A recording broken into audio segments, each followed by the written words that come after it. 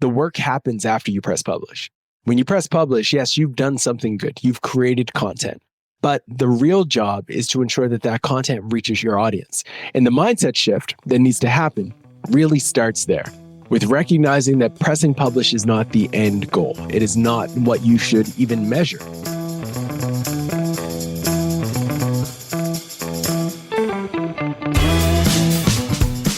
Welcome to the Agents of Change, the podcast experience you've been waiting for your entire marketing career. Search, social, mobile, AI, blockchain, and neuromarketing. These are the Agents of Change, and so are you. Digital marketing success awaits, and your transformation begins now. Welcome to another episode of the Agents of Change podcast. My name is Rich Brooks. I'm your host. This is episode 593, powered by Flight New Media. You know Flight New Media. That's the digital agency I started all the way back in 1997, when the internet still came on CDs that were shipped to you in the mail. Ever since then, we've been the plug-and-play marketing team for all sorts of businesses. Whether you need help with branding, web design, or digital marketing, we can extend your team's capabilities with deep expertise and an extra set of hands, or 10. Reach out to us at takeflight.com or theagentsofchange.com, and I'll get back to you personally. Just tell me I sent you. Creating good content is hard work. Unfortunately, so much of it goes unseen. That's because we often put our blood, sweat, and tears into a valuable piece of content, hit publish, and then what? Cross our fingers, hope we get business, hope our content gets seen. There's so much more to content marketing than just creation. And today we're going to look at how you can get more qualified eyes on your content through repurposing. Let's get into it. My next guest is the founder of Foundation, a B2B content marketing agency, and the founder of Distribution.ai, an innovative software helping brands and creators spread their stories with ease. He's an Amazon best-selling author of the book Create Once, Distribute Forever, and has worked with organizations all over the world, ranging from some of the fastest-growing startups, well-known higher education institutions, and global Fortune 500 brands. He's been named one of the most influential marketers in the world by multiple marketing publications and firms like BuzzSumo, SEMrush, Moz, and more. He's received the Harry Jerome Young Entrepreneur Award and has been named one of the top 50 CEOs in Atlantic Canada. Today, we're going to be talking about how you can get your content in front of the people that matter with Ross Simmonds. Ross, welcome to the podcast. Thanks for having me on. I'm excited to be here. Excited to chat today. It's going to be fun. Absolutely. So how did you find yourself focusing on content marketing and distribution? Yeah, I fell in love with content marketing at a young age, and I didn't even realize at the moment that it was content marketing. So when I was in university, I had a blog, and on that blog, I was creating content all about fantasy football and fantasy sports. I was producing pieces pretty much every single day, talking about whether or not people should start this player or the next, and it just kind of continued to kind of be a thing that I enjoyed doing. The moment in which I started to share that content, though, with other communities, online, forums, etc., I started to see the traffic and the impression levels just like skyrocket. And I was like, wait, this distribution thing, like the actual act of taking the content and spreading it, is where the ROI comes from. And that's when the light bulbs went off. However, with that fantasy football blog, the traffic started to tank. I mean, the traffic continued to rise, but my marks in school, because I did this when I was in university, really started to like go off. And I was like, oh, this isn't going so well. And my mom was like, you should just write about what you're learning in school. So I turned my blog into a website called rawsimmons.com, where I started to write about what I was learning, which was marketing at the time. And after that, I kept writing, kept promoting, and people started to listen. And you fast forward, and I had a career built on the back of that blog. Thanks to mom and her excellent advice. That's it. That's it. 100%.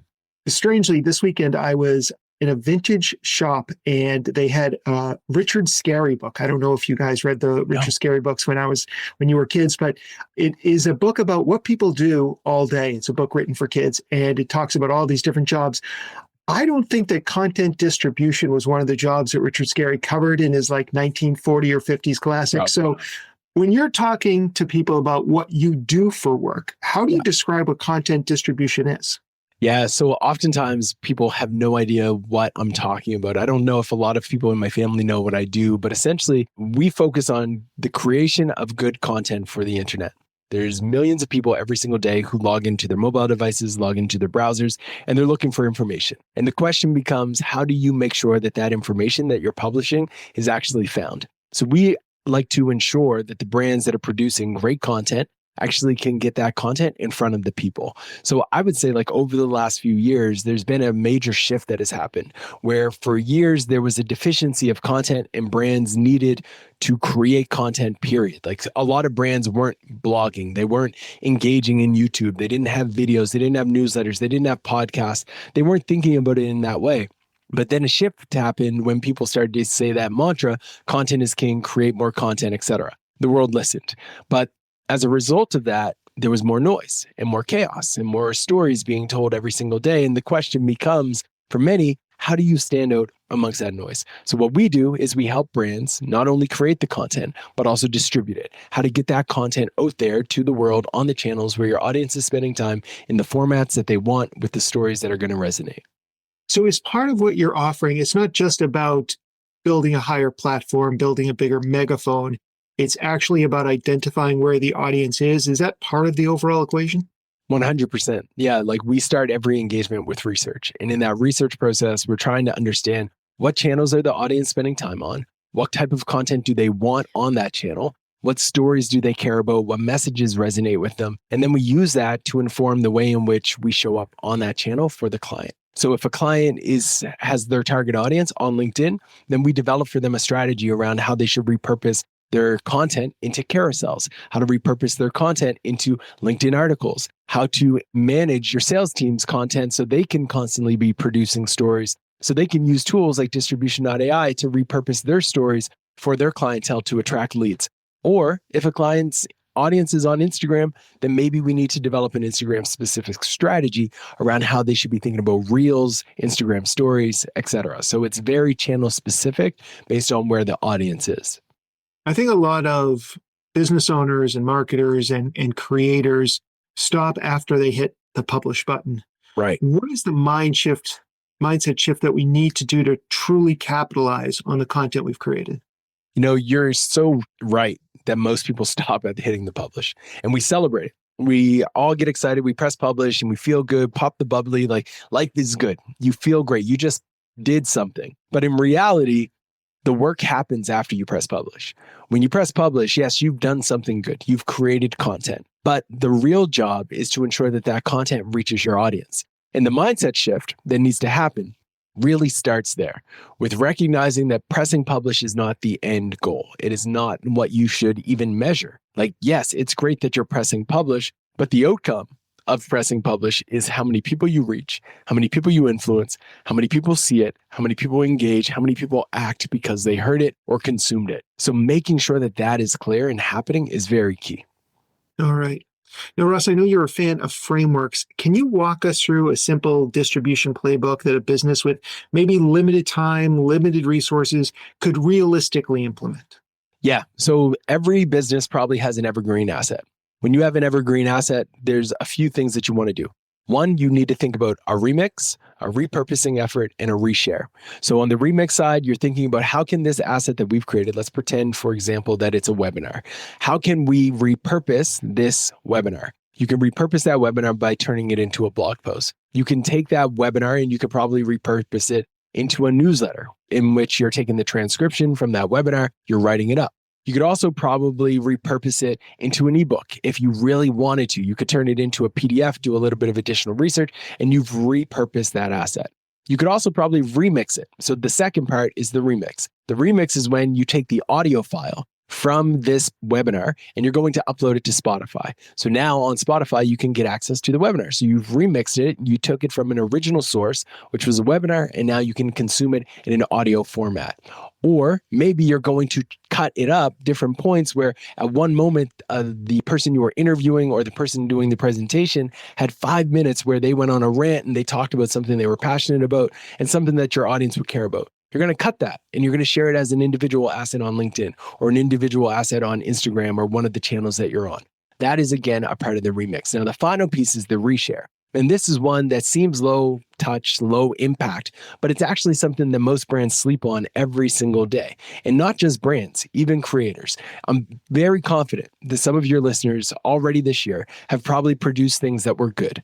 So good that when they went live with them, they got a bunch of traction and engagement, more engagement than they had in the entire quarter. But you fast forward 4 months, 3 months later, and they haven't reshared that same post again. And that to me is a massive mistake. You don't create something that is good, that is relevant forever, and just promote it once. You need to bring that back to your audience because the first time that you shared it, you actually only reached a fraction of the people that you wanted to connect with. If you have 100 followers on LinkedIn, the people who saw that was probably the 14%, 20 people, 30, maybe if you're lucky. So the rest of the audience didn't see it. So if 1 or 2 people do see it again the next day, they're not going to unfollow you because of it. They're going to say, oh, thanks for the reminder. This piece is valuable to me. So repurpose, remix, and reshare is a simple framework that I believe every brand should be taking when they invest in creating something that is worth sharing. Yeah, that makes a lot of sense. And also, if you've got that piece of evergreen content, you're going to have a different audience 6 months or a year later. People who were not introduced to that content the first time around, and whether it needs a little bit of a retouch or whether it's good to go, I can see that you're now supporting and serving a brand new audience with that content. Exactly. That's the 100% it. That's the same reason why so many movies come out 10 years later with the exact same concept, except they modernize it. Like you look at the Disney playbook of Lion King and all of these movies. The original Lion King is a spinoff of Hamlet, old story, just comes to life with animals. And then you fast forward another 10 to 15 years. They roll out a new version with Beyonce and Childish Gambino, all of these characters playing the voiceovers. And it's action, like real life action motion. And it's like, come on, like it's the same playbook. But for some reason in the internet age, as marketers and businesses, we don't think that we can repurpose our things and remix our things and reshare our things. And it's a broken philosophy for sure. Well, I think after this interview, I'm going to reach out to Beyonce and see if she's willing to remix and revoice some of my content for the podcast. That might work. Yeah, I appreciate that. I can guarantee you that would work. So how do we decide if we're content creators, and that can mean a lot of things, if we should lead with video, blog posts, or audio content? Do you have a go-to recommendation, or does it really depend? So this is it's a complex question, because if you were to ask me probably 4 years ago, I would tell people, lean into your strength and own that. And I still believe that to be true. However, I will throw out a caveat that didn't exist before. The caveat is the internet actually wants more video. Video is where I believe the bet is to be made, because it is the most repurposable asset and the most personal asset that can be produced. I built my entire career on the back of written word. I love written word. I think more people should read. I think reading is a great way of consuming content and information. I think it's good for your brain. I love reading. I love books. I'm a massive fan. I didn't launch my book with an audio version because I love books so much. However, I've been hearing from the internet that they want me to do an audio version because I know that that's what they want. So what do I believe you should do? I believe for best practices, you should embrace video. I know it's not easy. I know it's difficult to do, but video is a very powerful channel, best in class. However, if you can't turn on the video, at least record your audio. The voice is the second most impactful way. It's a very intimate experience when I'm driving around and I can hear someone's words in my ears. That is very powerful. It creates what they call a parasocial relationship, where they feel like they know you, they feel connected to you. Very powerful. On the third tier, which again is something that I love, is the written word. And the written word is personal, is connected, but it's not as engaging as those other formats. And if you ever question, like, is that true? There's a simple test that you can run. If you ask 100 people in the last year, have you watched TV or read a full book? I can guarantee you more people have watched TV than the amount of people who have read books. Whether we like it or not, agree with it or not, think it's good for society or not, is a whole different dialogue. But the vast majority of people consume television and TV video-oriented media. Thus, we should give people what they want. Ross, I absolutely hate that answer. I know. I see all the books in the background. And I guess part of it, so I know, and I've been talking about video for too many years to count, but as I think back on it and as I look at video, it always feels to me like every social channel tells you how much they want video. And then you start doing video, and then they immediately start to deprecate the value of that video. And most recently, LinkedIn. I mean, yes, LinkedIn has this whole thing where they want your shorts and your short reels, whatever. I just wonder, I'm not saying that you can't take video and slice it up in more ways and repurpose it in more ways than you could the written word. Yeah. But I am concerned that people aren't really watching videos, except when they're like viral TikTok videos that may not be like the right type of content for B2Bs. I guess I hadn't really thought this question through until you started talking, which is why I'm going around about it. Do you think, here's the real question, do you think that video is still the right answer if you're in B2B? Yeah, I do. And the reason why I think it's still the right answer is because in B2B, you're still typically selling from a human to human. And the other thing about this that I think is the elephant in the room that not everyone wants to talk about is it's still very difficult to fake a video. It is very easy to fake written word. I can put up 20 posts in the next 20 days and not actually write a single one of them. But everyone on my LinkedIn will interact and engage and think that it was human. While some people will look at it and say, Ross, you're using lots of M dashes.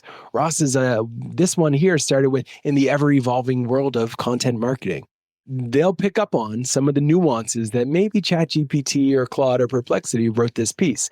And that on its own is something that I believe in B2B is creating friction.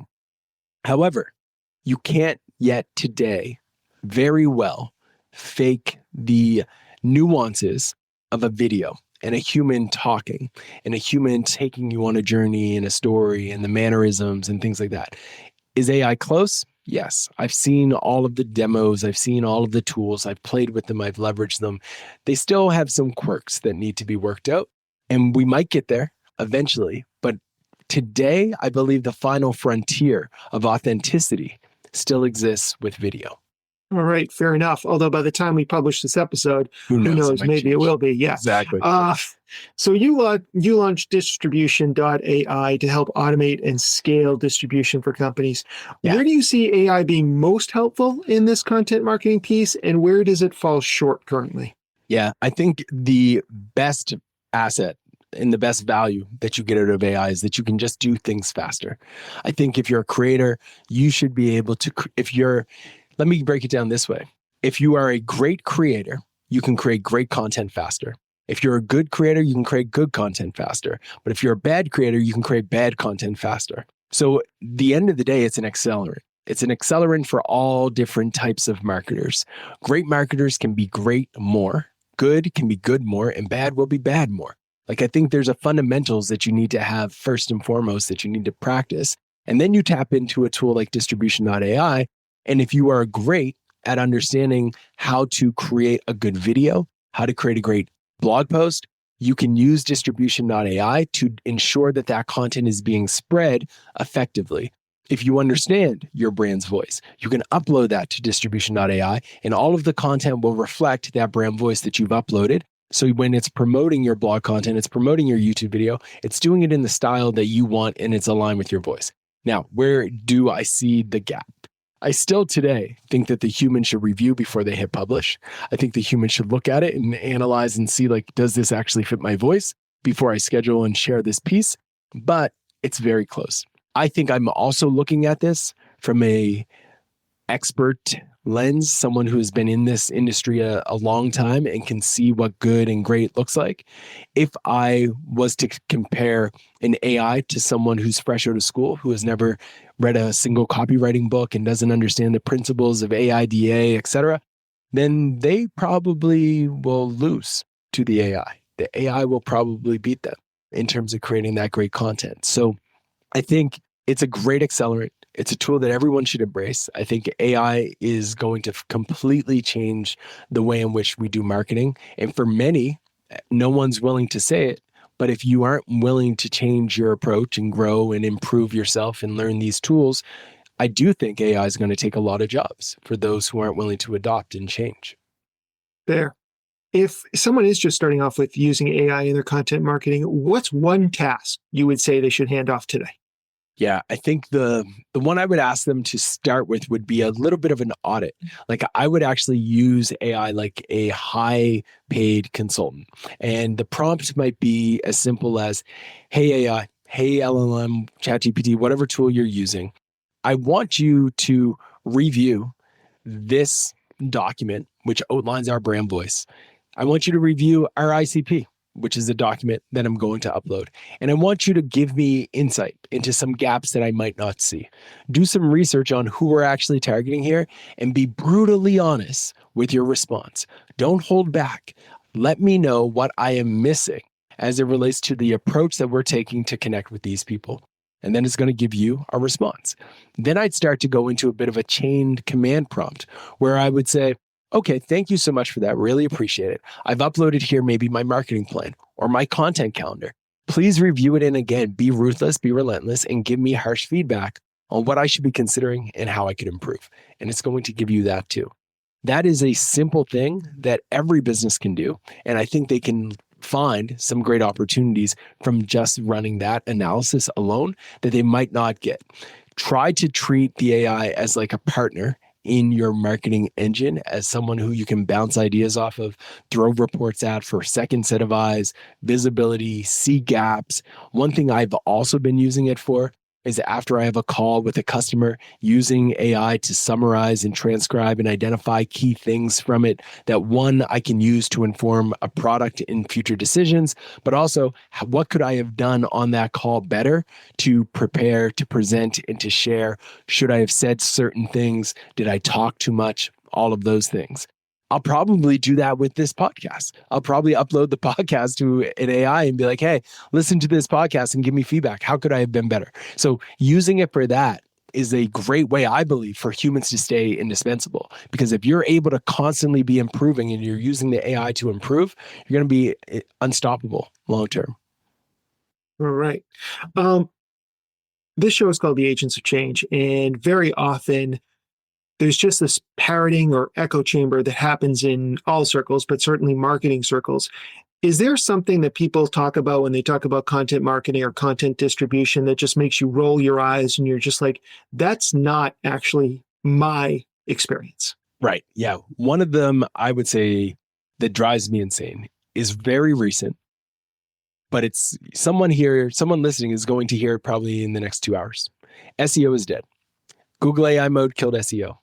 Reddit killed SEO. SEO's gone. There's no more search engine optimization. None of this stuff matters anymore. Complete baloney. People need to understand that yes, things change, but it's called search engine optimization. It's not called Google engine optimization. It's not just Google. We're not just talking about blue links. We're talking about the process of discovery of information that you didn't have before.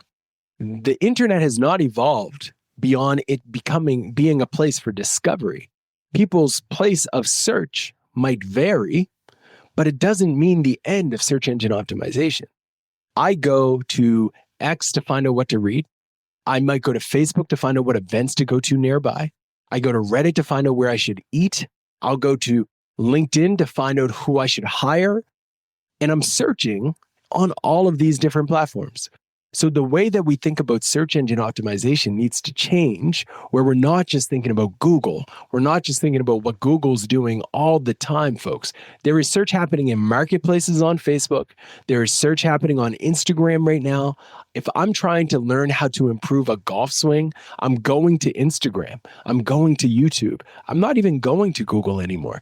So when people are thinking about search, the thing that drives me insane is that they're thinking so singular instead of recognizing that search happens on a lot of different platforms in a lot of different ways.